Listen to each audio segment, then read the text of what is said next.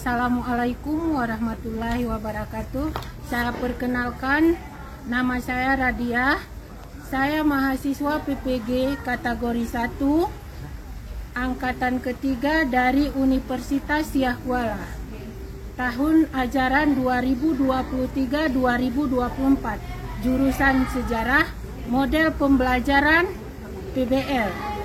Nomor PPG 2018 00335245, NIM 230650501165. Tempat di SMA Negeri 1 Pinturi Megayo, Kecamatan Pinturi Megayo, Kabupaten Bener Meriah. Assalamualaikum warahmatullahi wabarakatuh. Selamat pagi. Pagi, Bu.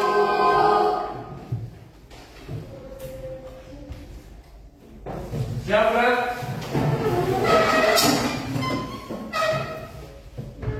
Assalamualaikum warahmatullahi wabarakatuh. Waalaikumsalam warahmatullahi wabarakatuh.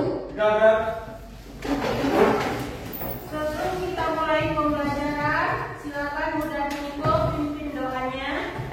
Berdoa, mulai.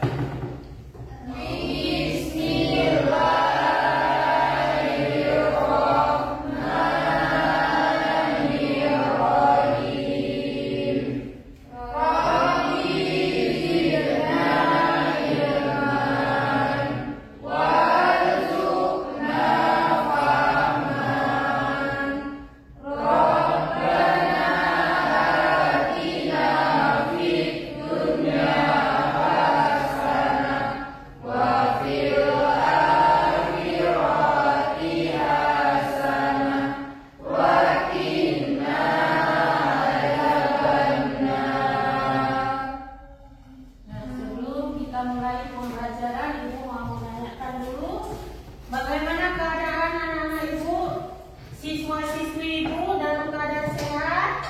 Alhamdulillah sehat, Bu. Sebelum itu Ibu mau mengecek ruangan dulu. Apa sudah bersih ruangan kita? Sudah, Bu. Siapa yang piket pagi ini? Ya, kita beri tepuk tangan kepada mereka semua. Sekarang Ibu mau mempersiapkan kehadiran kalian dulu. Siapa yang tidak hadir hari ini? Muhammad Ipan dan Lapa, Bu. Apa kabarnya? Sakit, Bu. Berapa hari sudah sakitnya? Sudah 2 hari, Bu.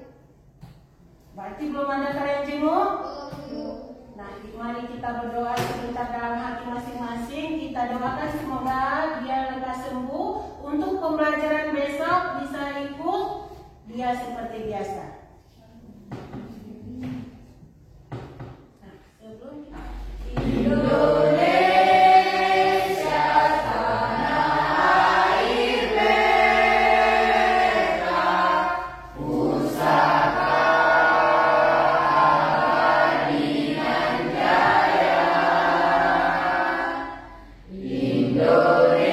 Indonesia sejak dulu.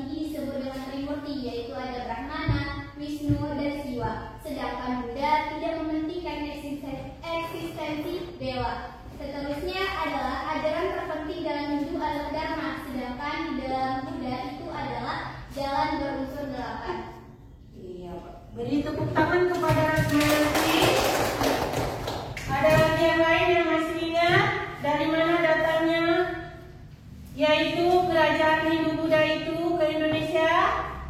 Dari mana datangnya ajaran Hindu-Buddha itu ke Indonesia? Dari India, Bu. Terima kasih. Pasti masih semua mengingat tentang materi minggu yang lalu. Sekarang yaitu materi kita yang baru tentang masuknya Islam ke Indonesia. Melalui ada berapa teori? Siapa yang udah tahu sebelum kita mulai? Ada satu. Yaitu satu apa? Teori Buddha. Dua, Teori Persia. tiga, Teori Arab. empat. Teori Cina, Bu. Dari keempat teori ini, dia ada memiliki sumber dan bukti. Teori Gujarat apa? Siapa yang udah tahu? Ya, Pak? Teori Gujarat adalah teori yang menjelaskan bahwa masuknya agama Islam sendiri itu dibawa oleh pedagang-pedagang Gujarat yang berasal dari India. Iya, beri tepuk tangan kepada Rajumayan. Nah, teori Gujarat itu adalah dibawa oleh para pedagang, itu buktinya ya. Masuk ke Indonesia, para pedagang memperkenalkannya melalui perdagangan dari Gujarat. Kemudian kalau teori Persia, kalau teori Persia juga sama, yaitu melalui perdagangan juga. Kemudian teori Arab juga dari Arab datangnya, sambil berdagang menyebarkan agama Islam di Indonesia. Kemudian teori Cina juga demikian. Nah, kita tahu bahwa sebelum masuknya Islam ke Indonesia itu, bahwa bangsa Indonesia atau nenek moyang bangsa Indonesia itu masih menganut ajaran Hindu dan Buddha. Nah, setelah itu makanya ajaran Islam mudah berkembang. Syaratnya cukup mudah, yaitu cukup mengucap 2 kalimat syahadat. Kemudian para pedagang menikahi putri dari para raja atau putri pribumi Indonesia. Bisa dipahami? Bisa, Bu. Nah, sebelum kita mulai ini, Ibu mau kasih yaitu berupa pretest dulu buat kalian, yaitu pribadi ya. Ibu akan membagikan.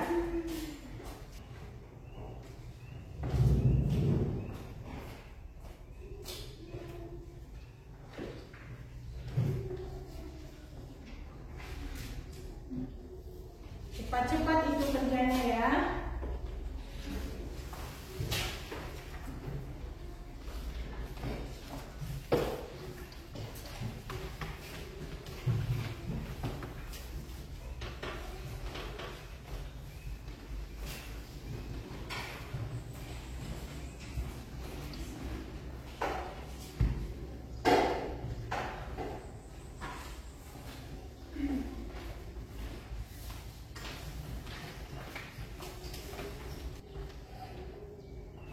Sudah siap? Sudah bisa dikumpulkan ke depan.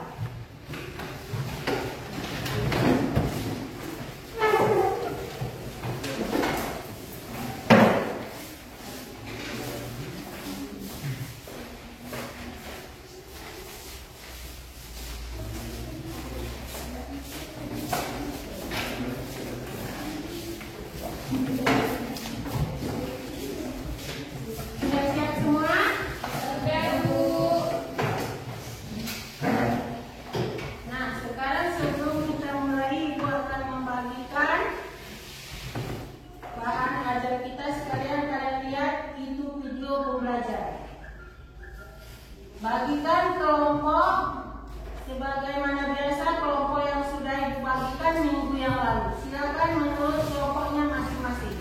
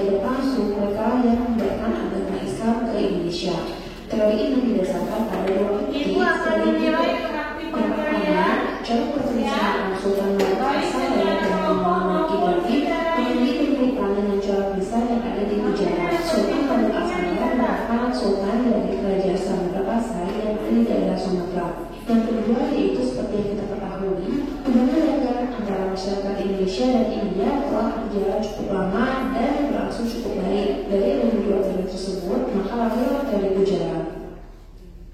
Walaupun dari Gujarat memiliki cukup bukti, tapi banyak ilmuwan atau sejarawan juga menganggap dari Gujarat ini. Kelemahan dari Gujarat yang pertama yaitu tidak adanya cukup bukti yang kuat bahwa para pedagang India yang pertama kali menyebarkan agama Islam. Dan apakah betul agama Islam dibawa oleh para pedagang India hanya karena pemilipan dari batu nisannya saja?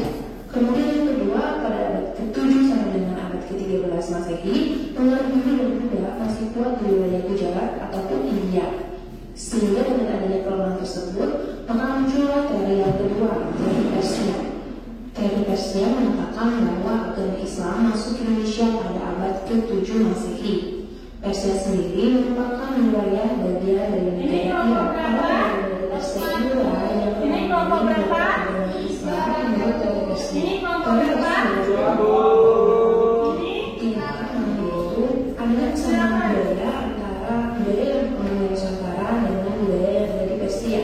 Budaya ini yaitu adanya kesamaan dalam memperingati 10 Malam atau Ashura. Hal ini serupa dengan tradisi Tarut di Bengkulu dan tradisi Tablik di Sumatera Barat. Selain itu, adanya penyerapan dan penambahan kosakata bahasa Persia ke dalam bahasa Melayu. Meskipun memiliki beberapa kelemahan, namun ada sebagian ahli yang masih melakukan bukti-bukti terkait masuknya Islam dari Persia. Hal ini karena bukti-bukti yang ada masih diragukan dan dirasa kurang kuat. Terlebih lagi, Persia bukanlah wilayah pusat dari agama Islam.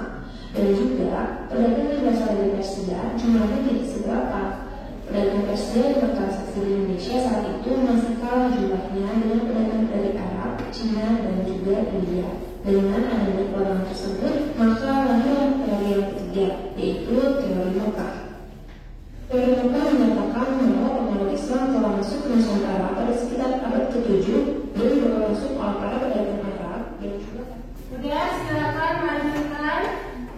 Ada tugas di RKPD yaitu yang silakan itu kita diskusikan bersama, nanti akan kita presentasikan.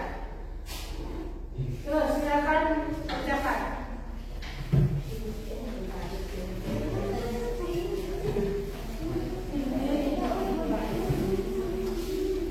Kerjakan itu biar mulai berdiskusi. Kalian sesama kalian itu nanti akan dipresentasikan ya tugasnya ya.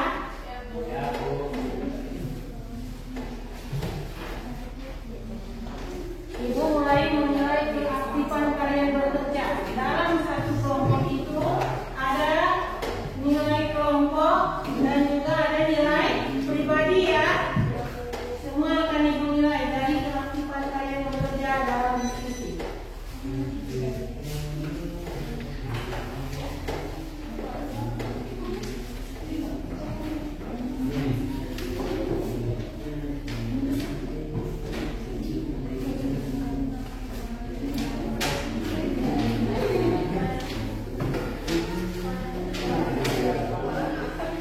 Bisa dibuka HP, cari di Google bahannya. Ada juga di buku paket ini. Silakan satu kelompok ambil satu.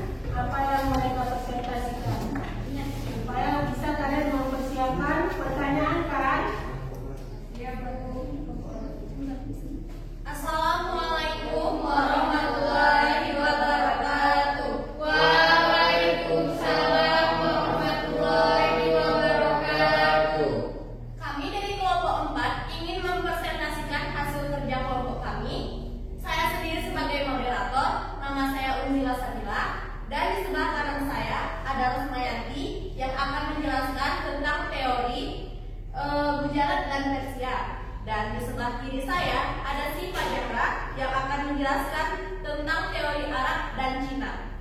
Dan yang terakhir ada Rita Wahyuni sebagai penulis yang akan menjawab pertanyaan-pertanyaan dari kakak-kakak sekalian. Yang pertama, teori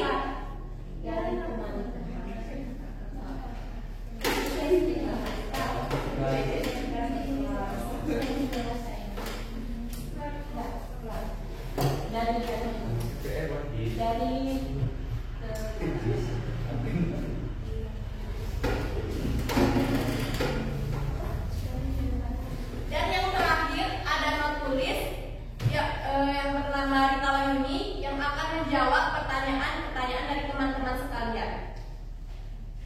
Adapun yang pertama yaitu tentang teori Gujarat dan Persia yang akan dijelaskan oleh Mas Mayanti. Tepuk tangan kepada kelompok 4. Silakan. Di sini saya akan menjelaskan dua teori mengenai masuknya Islam ke Nusantara, yaitu teori Gujarat. Teori Gujarat ini dikemukakan oleh ilmuwan bernama J. Vijayanapal dan didukung oleh Christian Halvorsen. Teori ini beranggapan bahwa masuknya agama Islam ke Indonesia itu dibawa oleh pedagang-pedagang berasal dari Gujarat, India yang berlayar melalui Selat Malaka. Dan teori ini menjelaskan bahwa masuknya Islam ke Nusantara itu pada abad ke-13 Masehi melalui kontak para pedagang yang ada di Malaka, yang mana Malaka saat itu dikuasai oleh Kerajaan Samudra Pasai. Teori ini diyakini oleh S. Halvorsen karena ada hubungan erat antara perdagangan di Indonesia dan perdagangan di India. Adapun bukti-bukti pendukungnya yaitu yang pertama, ada batu nisan Sultan Malik Al-Saleh yaitu Sultan Samudra Pasai yang meninggal pada tahun 1297 yang bercorak Gujarat. Yang kedua, yaitu ada tulisan Marco Polo yang pedagang dari Venesia yang menyatakan pernah singgah di Perlak dan melihat di situ banyak sekali orang yang sudah beragama Islam dan mendapatkan pengaruhnya yaitu dari pedagang-pedagang yang berasal dari Gujarat. Adapun kelemahan dari teori ini adalah ditentang oleh J.E. Morrison, seorang jurnalis asal Australia. Ia menyatakan belum tentu Islam didatangkan dari Gujarat, India hanya karena persamaan batu nisan. Seterusnya, pada awal abad ke-12 Masehi, itu belum Islam, jadi India belum Islam, masih terpengaruh oleh corak Hindu. Terus yang ketiga adalah perbedaan mazhab, yang mana saat itu adalah Kerajaan Samudra Pasai menganut mazhab Syafi'i, sedangkan orang Gujarat itu mazhabnya Hanafi, sehingga berbeda. Maka muncullah teori yang kedua, yaitu teori Persia. Teori Persia ini didukung oleh Husain Jajadiningrat dan Umar Age Husin. Mereka berpendapat bahwa Islam masuk ke Nusantara melalui para pedagang yang berasal dari Persia, bukan Gujarat, yang mana maksudnya juga sama, yaitu pada abad ke-13 Masehi. Persia saat itu mungkin berada di kerajaan Iran saat ini. Bukti pendukung teori ini adalah adanya kesamaan upacara, seperti upacara memperingati meninggalnya Husain bin Ali, yaitu cucu dari Nabi Muhammad SAW di Bengkulu dan Sumatera Barat yang disebut dengan Tabligh, yang mana upacara ini diselenggarakan pada 10 Muharram yang sama terjadi di Persia. Seterusnya yaitu ada penggunaan gelar syah pada raja-raja Islam di Indonesia dan beberapa kosakata serapan dari bahasa Persia ke bahasa Indonesia dan kesamaan ajaran Sufi oleh Syekh Siti Jenar dan persamaan mazhab, yang mana mazhab di Persia adalah Syafi'i dan di Nusantara juga Syafi'i. Adapun kelemahan dari teori ini yaitu menurut beberapa tokoh pada abad ke-7 Masehi, Persia itu Islamnya belum kuat dan bukan merupakan wilayah pusat Islam, dan perdagangan Persia tidak seberapa masif seperti pedagang dari Arab, Cina, dan India. Pedagang mereka masih lebih sedikit dari mereka, sehingga tidak mungkin. Ya, tepuk tangan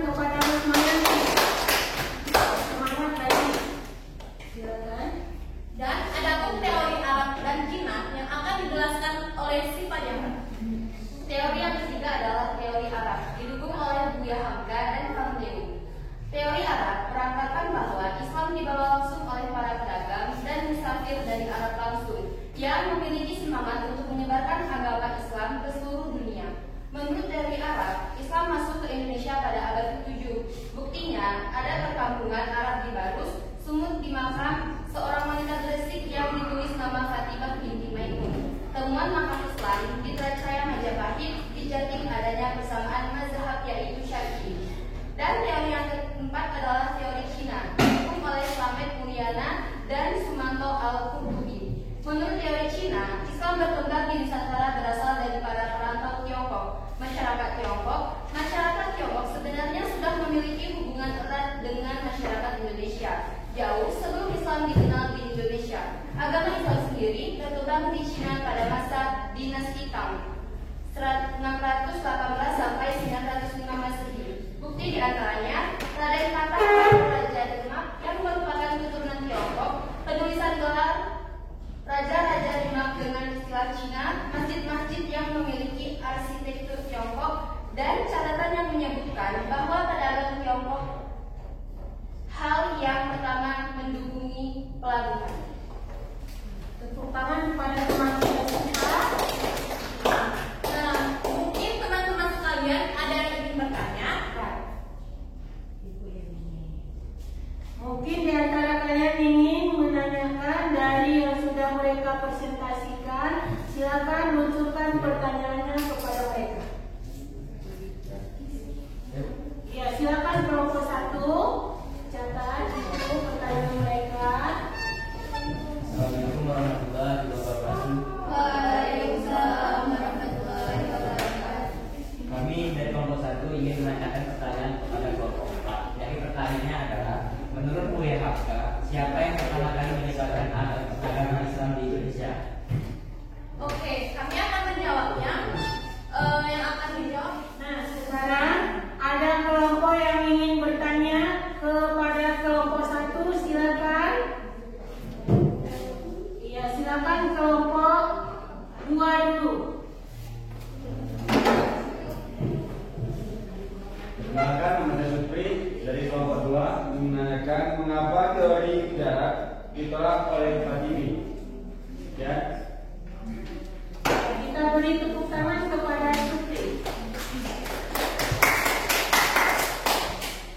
Nah, saya akan menjawab pertanyaan dari kelompok 2. Teori bujarat itu tidak sepenuhnya ditolak oleh Fatimi. Supri itu langsung ketawa pas dibilang ditolak. Fokus aja. Ibu dia udah di sini. Oke, saya akan menjawab pertanyaan dari kelompok 2. Hakim itu tidak menolak sepenuhnya teori bujarat, ia hanya menolak pendapat Mokbit mengenai Islam itu masuk ke Indonesia dari Gujarat dikarenakan di Indonesia didapatkan banyak batu nisan yang mirip. Jadi, Fatimi itu tidak setuju kalau seandainya Islam masuk itu cuma ditandakan dengan kemiripan batu nisan aja, katanya nggak masuk akal. Sekian jawaban dari kami. Terima kasih. Nah, kita beri tepuk tangan sekali lagi. Kemudian kelompok berapa tadi yang mau bertanya? Kelompok 3, silakan. Risma ya, silakan. Saya perwakilan dari kelompok 3 ingin bertanya, apa yang akan terjadi jika Indonesia menjadi negara Islam? Ya, silakan. Baik, terima kasih pertanyaan. Kita beri tepuk tangan dulu kepada Risma. Baik, terima kasih pertanyaannya. Apa jadinya jika Indonesia jadi negara Islam? Nah, jika Indonesia menjadi negara Islam secara menyeluruh, hal itu akan memiliki dampak yang sangat besar terhadap berbagai aspek kehidupan di negara. Beberapa kemungkinan konsekuensinya adalah perubahan hukum dan sistem hukum. Dikarenakan kemungkinan besar hukum Islam akan menjadi sumber utama hukum di negara tersebut, yang berarti perubahan besar dalam sistem hukum dan peraturan. Berikutnya ada sosial budaya. Nilai-nilai praktik keagamaan Islam mungkin akan lebih mendominasi kehidupan sehari-hari, termasuk dalam hal seperti pakaian, makanan, dan hiburan. Pendidikan Islam kemungkinan akan menjadi bagian integral dari kurikulum pendidikan. Kebijakan luar negeri juga akan terpengaruh karena adanya perubahan dalam kebijakan luar negeri, terutama terkait dengan negara-negara dengan mayoritas Muslim dan organisasi Islam internasional. Ekonomi negara juga akan terpengaruh karena adanya kemungkinan perubahan dalam kebijakan ekonomi untuk mematuhi prinsip-prinsip ekonomi sosial. Minoritas dan hak asasi manusia tentu akan terpengaruh. Mungkin ada tantangan terkait dengan perlindungan hak-hak asasi, minoritas dan kebebasan beragama serta perlindungan hak asasi manusia secara umum. Politik juga terpengaruh dikarenakan politik akan lebih dipengaruhi oleh agama Islam baik dalam hal politik, kebijakan maupun struktur pemerintah. Jelas jika kita memakai paham bahwa Indonesia akan menjadi negara Islam, kita akan memakai hukum teokrasi seperti Iran. Sekian, mungkin ada pertanyaan lain? Baik. Sekarang kita beri tepuk tangan dulu sama Rizky sekali lagi. Mungkin ada kelompok lain lagi yang ingin bertanya, silakan. Saya perwakilan dari kelompok 4 ingin menanyakan apa yang terjadi jika Islam tidak masuk ke Nusantara. Sekian, terima kasih. Ya, kita beri tepuk tangan sekali lagi kepada Jika Islam tidak masuk ke Nusantara, yang terjadi adalah Nusantara akan penuh dengan kerajaan-kerajaan atau negara-negara yang penduduknya beragama Hindu atau Buddha. Juga sebagian masih beragama asli Nusantara seperti animisme, dinamisme, seperti apa gambarannya Pulau Jawa kurang lebih seperti Bali saat ini. Sedangkan Sumatera kurang lebih mirip Thailand atau Myanmar. Semenanjung Malaya, Kalimantan kurang lebih mirip Kamboja dan Laos. Sedangkan pulau-pulau di ujung timur Indonesia dominasi agama asli mereka dengan pengaruh Hindu-Buddha. Jika Islam tidak masuk ke Indonesia, kemungkinan besar suku Sunda tetap konflik agama menjadi etnis Kristen terbesar. Suku Batak akan tetap stay di agama lokal karena konflik agama mereka sendiri adalah agama Permali. Sekian dari kami. kita beri tepuk tangan kepada kelompok 1. Silakan dulu kepada kelompok angkat. Tutup dulu. Mungkin hanya ini yang dapat kami sampaikan kepada teman-teman. Jika ada kesalahan mohon dimaafkan. Saya akhiri, saya mewakili. Wabillahi taufiq wal hidayah. Assalamualaikum warahmatullahi wabarakatuh. Waalaikumsalam warahmatullahi wabarakatuh.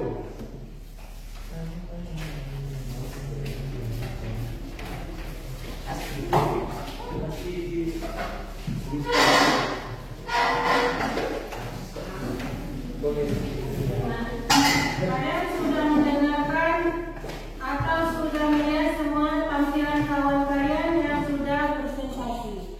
Nah, ini ada tugas lagi buat kalian, yaitu supaya dikerjakan. Karena kalian tadi sudah belajar kan tentang materi ini, tentu nilainya lebih bagus dari sebelumnya. Nah, silakan kerjakan lagi. Ada beberapa soal ini. Sudah siap? Sudah. Kumpulkan sekalian dengan LKPD-nya. Silakan.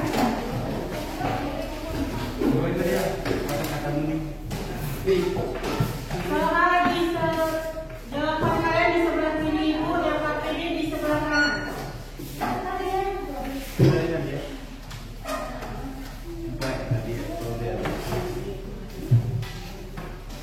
Soal dengan jawaban di sebelah kiri, LKPD di sebelah kanan ibu. Silakan.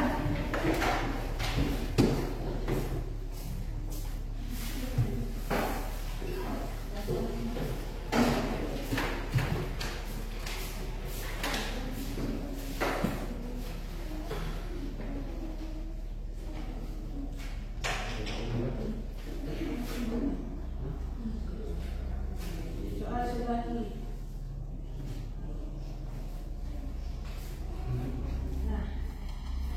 Nah, jadi sekarang kita tahu, yaitu penyebaran agama Islam itu melalui perkawinan kan? Ya, Bu. Kemudian Perdagangan, Bu. jalur perdagangan melalui perkawinan, yaitu kemudian apa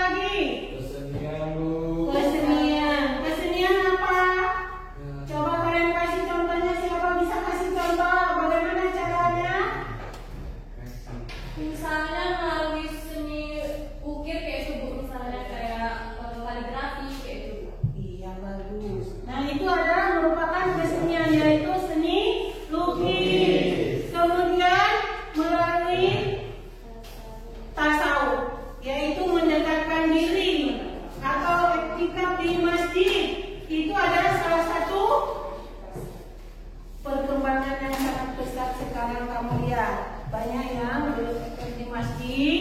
Apalagi ini kita sudah mau dekat pada bulan Ramadan. Nah, Ibu mau menanyakan dari refleksi pertanyaan kita pembelajaran sejarah hari ini, bagaimana menurut kalian? Apa sudah puas? Siapa yang merasa kurang puas? Atau semua merasa puas? Ibu mau pertanyakan kepada Rizky, bagaimana tanggapan Rizky? Alhamdulillah puas Bu, teman-teman juga hari ini udah aktif, harapan kedepannya semakin ditingkatkan lagi.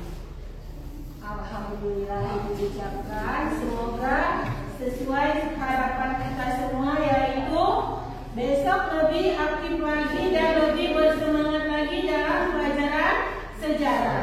Kemudian sebelum diakhiri, Ibu mengingatkan, yaitu kalian Ibu harapkan yaitu untuk belajar dan nanti Ibu akan kasih tugas di rumah PR. Ini sekali lagi Ibu kasih tugas, sebentar lagi Ibu akan share di grup kita, yaitu tugasnya ya, tolong dijawab. Kemudian ini kita mau istirahat. Sebelum istirahat kalian itu sudah bersiap-siap untuk ke lapangan. Sesampai di lapangan kalian membeli jajan, ada sampah, jangan dibuang di tempatnya, tetapi buanglah sebelum Ibu akhiri. Mari kita berdoa dulu. Silakan pimpin udah dimikul. Berdoa mulai.